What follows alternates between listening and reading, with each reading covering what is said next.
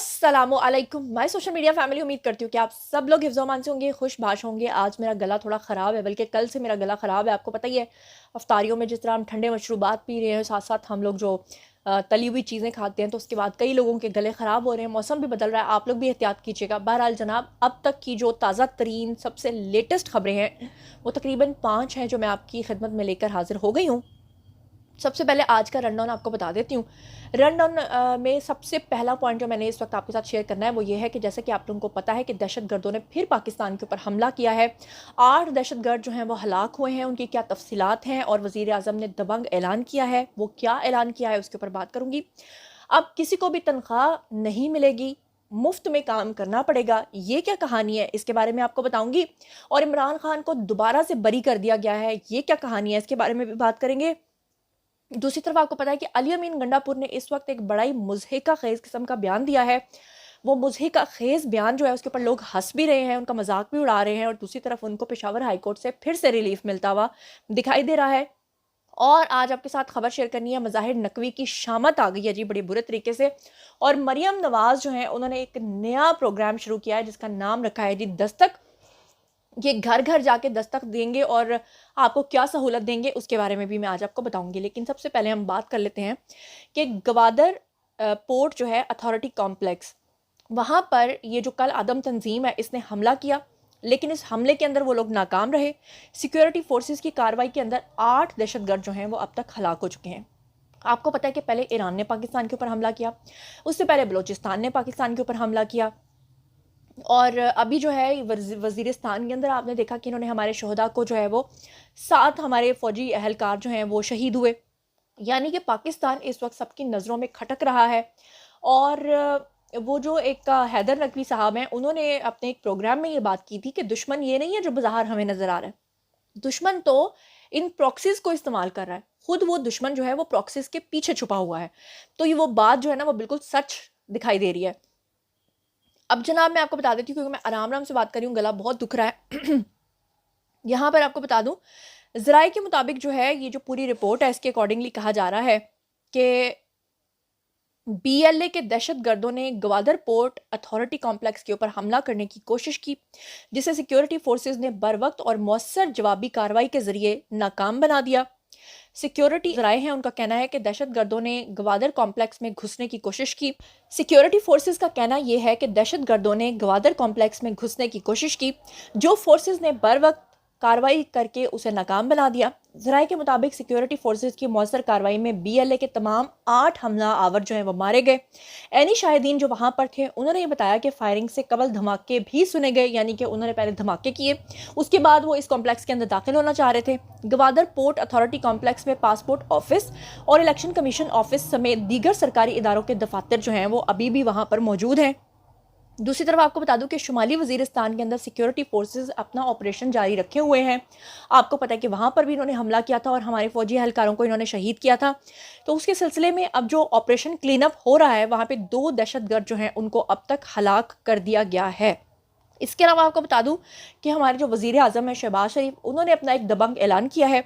उन्होंने कहा है कि जी सरहद पार से दहशतगर्दी हम हरगिज़ बर्दाश्त नहीं करेंगे। वफाकी काबीना का एक इजलास हुआ, उसमें इजहार ख्याल करते हुए वज़ीर आज़म शहबाज शरीफ ने कहा कि IMF वाज़े तौर पे कह रहा है कि टैक्स नेट का दायरा बढ़ाएं। IMF की शर्त है कि टैक्स नेट को बढ़ाएं। उनका कहना है कि हम IMF के नए प्रोग्राम की हमें ज़रूरत है, और 2400 अरब के महसूलात के केसेस जो हैं वो ट्रिब्यूनल या अदालतों में हैं। माफियाज जो हैं वो कौम के अरबों खरबों रुपए खा रही है। 400 से 5 अरब रुपए की सालाना बिजली चोरी हो रही है। चेयरमैन FBR वजीर खजाना को कहा है कि फर्ज शनासी के साथ दयानतदार अफसरान की फरिश्ते बनाएं और ट्रिब्यूनल से मीटिंग करें और जल्द अज जल्द इंसाफ के ऊपर मबनी जो है वो फैसला करें। उन्होंने मजीद ये भी कहा कि हमें कर्जों से जान छुड़ानी है। कर्जों के रोल ओवर और कर्ज जो है वो पाकिस्तान के लिए नुकसानदेह है। शहबाज शरीफ ने कहा कि मिसाके मईशत के साथ हमें यकजहती का चार्टर भी पेश करना है, क्योंकि यकजहती और मुआशी तरक्की दोनों के लिए लाजमो मलजूम है। मुल्क में होने वाली हालिया दहशतगर्दी के ऊपर बात करते हुए उन्होंने कहा कि दहशतगर्दों का मुकाबला करने वाले पाक अफवाज को खराज अकीदत पेश करते हैं। पाक फौज के जवानों के साथ वतन के साथ वालेहाना मोहब्बत जो है वो अनमोल है।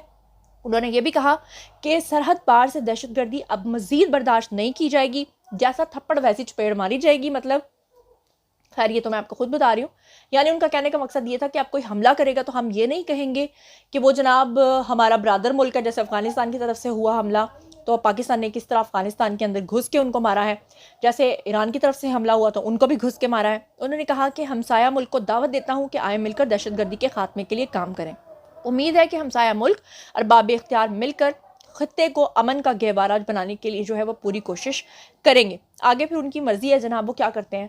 اب بات کر لیتے ہیں جی کہ اس وقت سوشل میڈیا کے اوپر ایک خبر جو ہے بہت زیادہ روٹیٹ کر رہی ہے، معذرت روٹیٹ نہیں بلکہ سرکولیٹ کر رہی ہے. خبر یہ ہے کہ جناب جو شہباز شریف ہیں انہوں نے یہ فیصلہ کیا ہے کہ وہ تنخواہ نہیں لیں گے. اس سے پہلے بھی وہ وزیر اعظم جب تھے تو وہ تنخواہ نہیں لیتے تھے، اور میاں محمد نواز شریف بھی تنخواہ نہیں لیتے تھے. مریم نواز جو ہیں انہوں نے بھی کہا کہ وہ تنخواہ نہیں لیں گی. لیکن اس سے بھی بڑی بات یہ ہے کہ جو ان کی کابینہ ہے، یعنی شہباز شریف کی جو پوری کابینہ ہے، وہ اس بات کے لیے راضی ہو گئی ہے کہ رضا کارانہ طور پہ وہ اپنی تنخواہیں اور مراعات نہیں لیں گی. یعنی کہ نہ تو ان کو تنخواہ ملے گی، نہ ان کو جو پیٹرول ملتا ہے وہ ملے گا، نہ ہی ان کو گاڑیاں ملیں گی. یہ کیا تفصیلات ہیں اس کے بارے میں سنیں، اور بڑی خوش آئند بات ہے. لیکن میں ویسے اس بات سے ایگری نہیں کرتی، کیونکہ اگر کوئی اپنے گھر سے نکلتا ہے، محنت کرتا ہے، تو اس کو اس کے ویجز تو ایٹ لیسٹ ملنے چاہیے، بے شک وہ منیمم ویجز ہوں.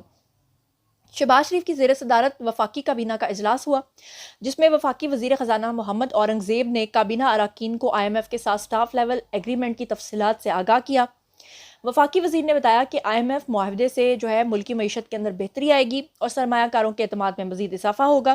اجلاس کے اندر وفاقی کابینہ نے Pakistan international air lines holding companies تشکیل دینے کی بھی منظوری دے دی.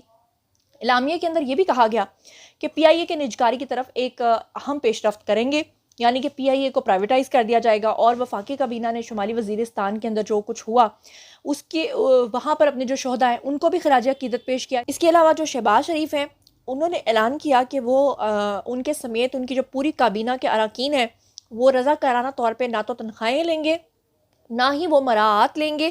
اور یہ ان کا اصولی فیصلہ ہے. کابینہ اراکین نے تنخواہیں اور مراعات نہ لینے کا فیصلہ حکومتی سطح پہ کفایت شاری کی ترویج کے تناظر میں کیا.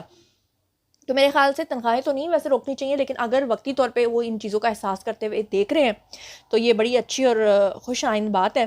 اچھا جی، اس کے علاوہ آپ کو اگلی خبر دے دیتی ہوں، وہ ہے جی خان صاحب کے حوالے سے. آپ کو پتہ ہے کہ جہاں خان صاحب کو ایک طرف سزائیں ہو رہی ہیں، وہیں پر دوسری طرف ان کو پشاور ہائی کورٹ سے یا ادھر ادھر کے جو کورٹس ہیں وہاں سے ریلیف ملتا جا رہا ہے.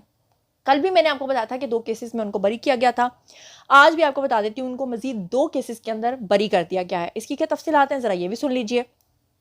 اسلام آباد کی عدالت نے لانگ مارچ کے دوران جو توڑ پھوڑ ہوئی تھی اس میں مزید 2 کیسز اور تھے عمران خان کے اوپر، اس میں بھی ان کو بری کر دیا ہے.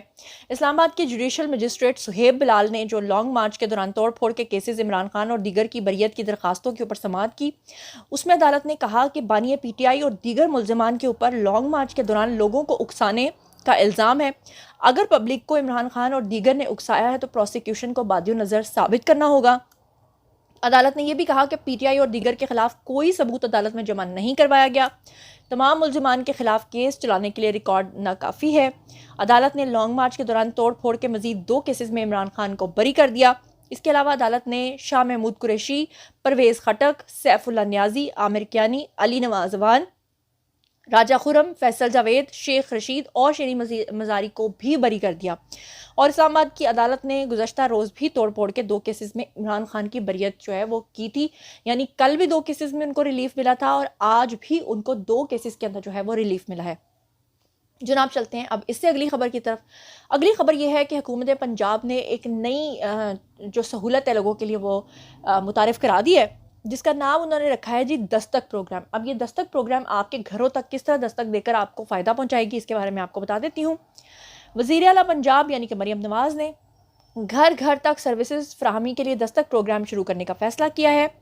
اور یہ جو پروگرام ہے اس کا جائزہ اجلاس کے اندر ہوا، جس میں مریم نواز نے گھر گھر تک سروسز فراہم کرنے کے لیے ایپ اور کال سروس بنانے کی بھی جو ہے وہ ہدایت کر دی.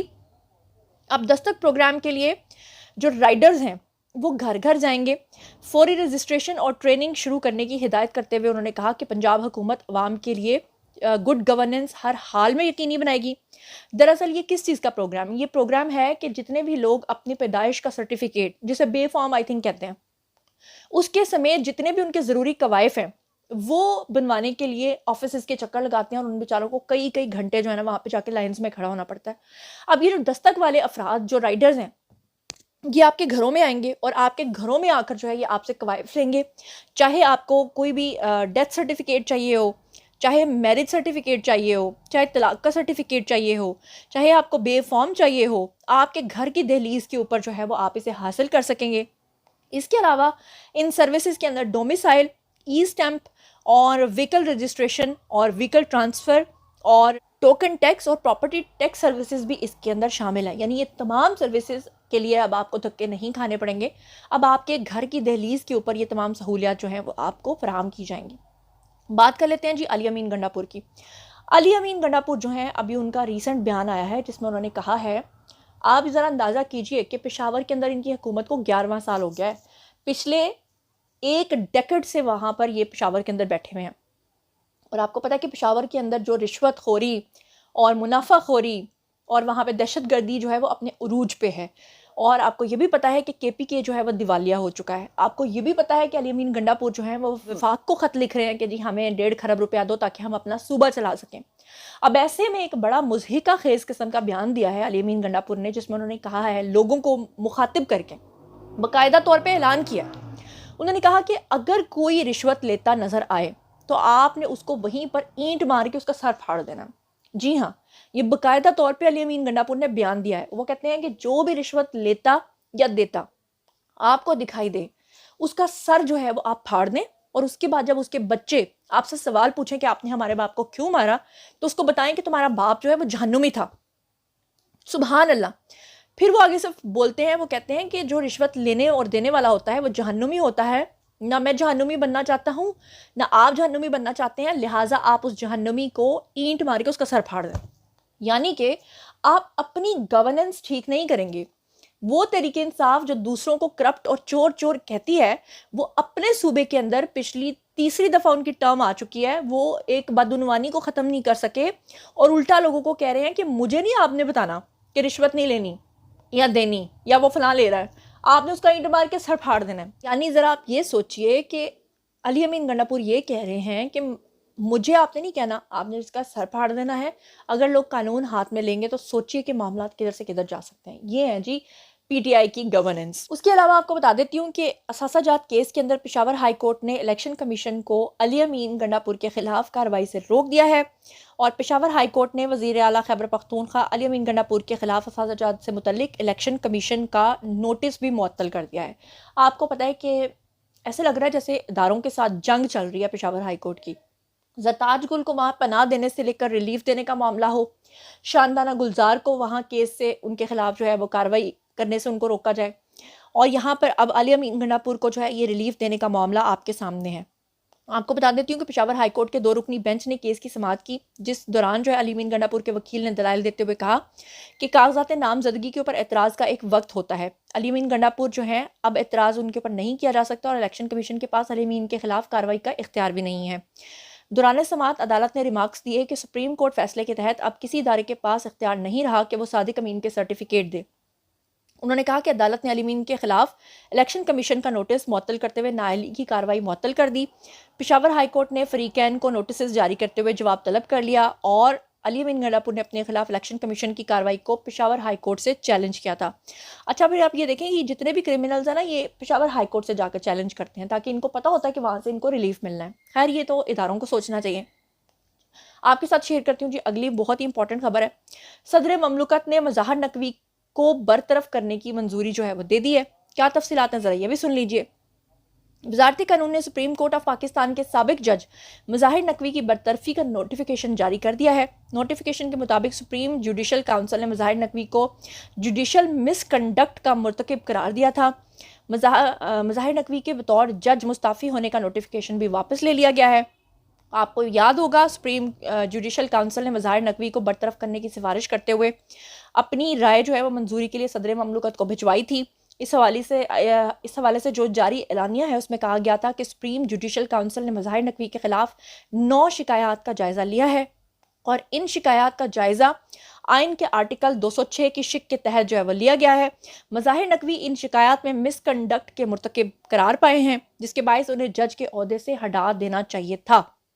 تو جناب اب تک کی یہ تمام خبریں تھیں، باری ہے جی آپ لوگوں کی۔ آئیے کامنٹ سیکشن میں مجھے بتائیے کہ جو تمام چیزیں میں نے آپ کے ساتھ شیئر کی ہیں، خاص طور پہ گوادر حملہ، پھر اس سے پہلے افغانستان سے حملہ، ایران سے حملہ، بلوچستان سے حملہ، ان تمام چیزوں کے بارے میں آپ کیا سوچتے ہیں؟ اس کے علاوہ یہ بتائیے کہ شہباز شریف اور ان کی پوری کابینہ نے بنا تنخواہ کے جو کام کرنے کا فیصلہ کیا ہے، اس کے بارے میں آپ کا کیا خیال ہے؟ یہ بتائیں کہ علی امین گنڈا پور اور عمران خان سمیت سب کو جو ریلیف مل رہے ہیں، اس کے بارے میں آپ کا کیا خیال ہے؟ اور مجھے بتائیے کہ علی امین گنڈا پور جو کہہ رہے ہیں کہ رشوت خور کا سر وہیں پہ پھاڑ دو اور قانون کو ہاتھ میں لو اور کہو کہ یہ جہنمی ہے، اس کے بارے میں آپ کا کیا خیال ہے؟ اور مظاہر نقوی کی جو شامت آئی ہے اس کے بارے میں آپ کا کیا خیال ہے؟ ان تمام چیزوں کے بارے میں آپ جو کچھ بھی سوچتے سمجھتے ہیں شیئر کیجیے۔ مزید خبریں، ولاگز، انٹرویوز اور سیاسی تجزیے جاننے کے لیے میرے ساتھ کنیکٹڈ رہنا ہرگز مت بھولیے گا۔ چینل کو سبسکرائب کر لیجیے گا۔ اپنا بہت خیال رکھیے گا۔ اللہ نے کے بعد